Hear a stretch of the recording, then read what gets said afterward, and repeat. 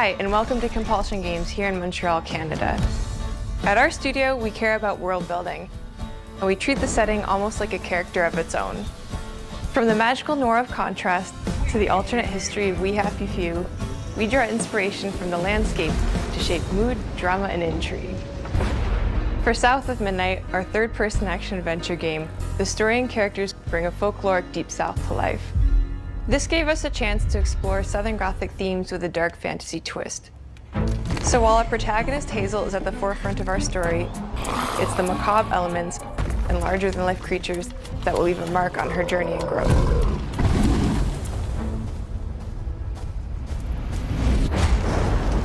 Whew. It is really picking up out there. Did you pack everything? Mama, this ain't my first hurricane. I know what to do. As long as you didn't forget the Flashlights and batteries. Oh, shit, we got 5 minutes. Let's go. We wouldn't be rushed if you didn't. Don't mumble. Speak on it. I said we wouldn't be rushed if you didn't waste all that time at the shelter. Now, you want to bring this up right now. I'm just saying. Hazel, please. We might need some help. I might need some help. While you're out helping everybody else. Hazel!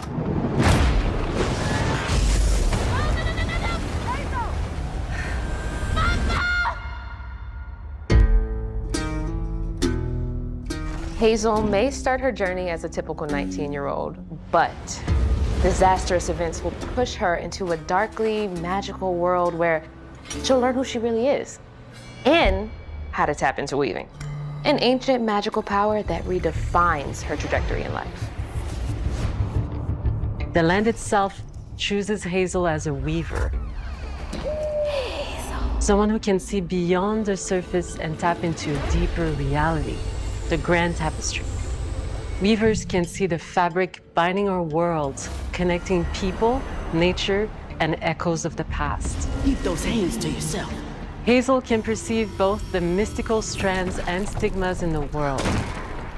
Through her newfound power, she reweaves these stigmas and mends the afflicted creatures she encounters. As Hazel discovers her power, the world gradually shifts into the surreal, revealing that creatures from the old folktales actually exist. You up here, my salvation.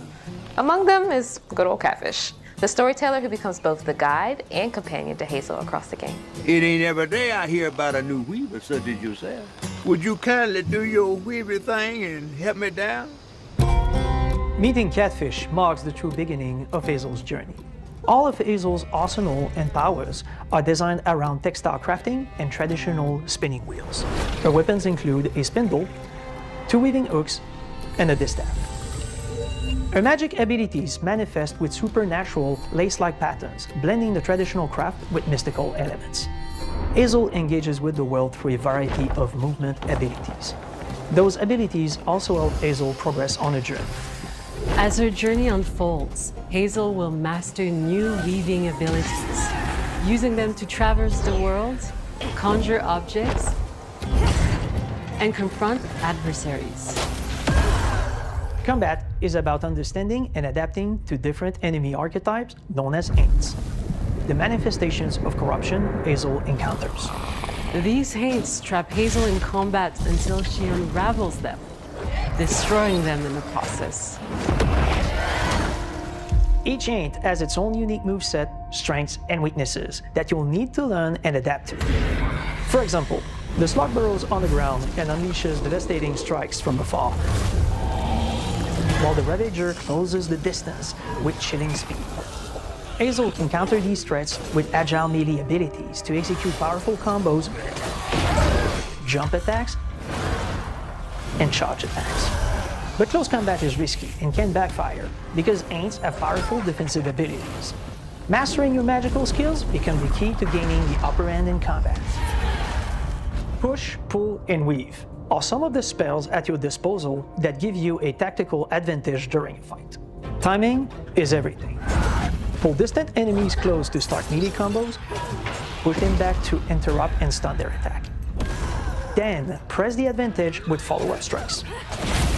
Spells interact uniquely with each enemy type, creating dynamic combat scenarios, especially when facing multiple types of opponents at the same time. Once near death, enemies can be unraveled, breaking their core and setting them free of their corruption, which has the added benefit of providing health boosts and reducing ability cooldowns. If you play your combos right, you can enhance Hazel's combat readiness and keep on chaining her abilities. As Hazel progresses in the game, she unlocks new moves and improved abilities, and you'll have to decide which areas to prioritize. The upgrades will change how you approach combat, like enhancing area of effect attacks, or refining push and pull skills to improve precision and make them feel more rewarding. The combat system is fast and responsive, built around chaining attacks, landing precise strikes, and unraveling enemies. You mind if I take a look around? You can see every place old Molly terrorized and more. Now for the low, low price of $1. In Hazel's search for her mother, you'll explore multiple regions, each ruled by a mythical creature with their own Southern Gothic history. You'll gradually uncover the backstories of these beings, once human or animal, who were transformed by tragedy, their secrets waiting to be discovered. As a weaver, Hazel heals these creatures by collecting fragments of haunted memories. We call these echoes, which reveal each creature's past. Hazel must experience these echoes before she can mend them. What kind of person would do that to someone? We design each region to reflect the creature that's been doomed to wander it. From the atmospheric environment to unique music themes composed for each one. While not all encounters lead to direct combat, Hazel will need to face mythical creatures in epic confrontation before she can heal them. Our boss encounters and gameplay sequences also reflects the uniqueness of each creature, with distinct mechanics that center around a specific thematic. These encounters feature multiple phases that ramp up in complexity. As the encounters progress, the musical theme builds up, cranking the tension alongside the fight. Whether it's Two-Toed Tom or hugging Molly, each of these larger-than-life creatures is inspired by Southern folklore and lead to climactic battles. We got a long journey ahead. South of Midnight unfolds as a hero's journey, and as Hazel, you'll travel through a tapestry of Southern-inspired landscapes.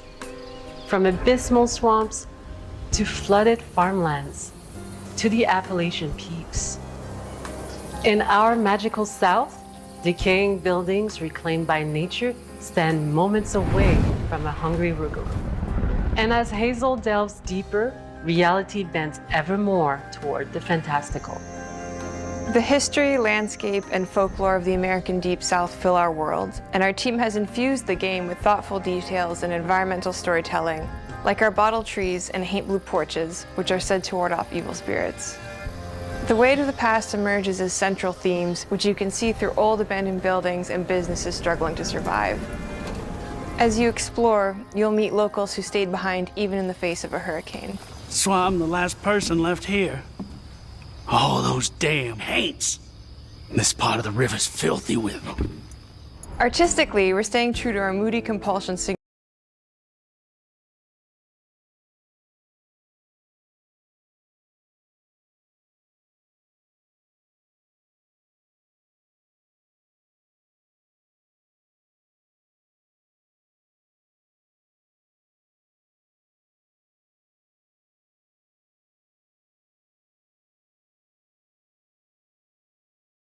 signature style.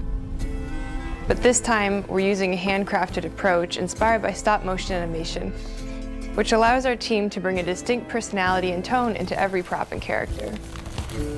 Because this folklore is open to visual interpretation, we embrace the freedom to reimagine these creatures and their stories, to adapt how they look, and to craft our own version of a fantastical Deep South.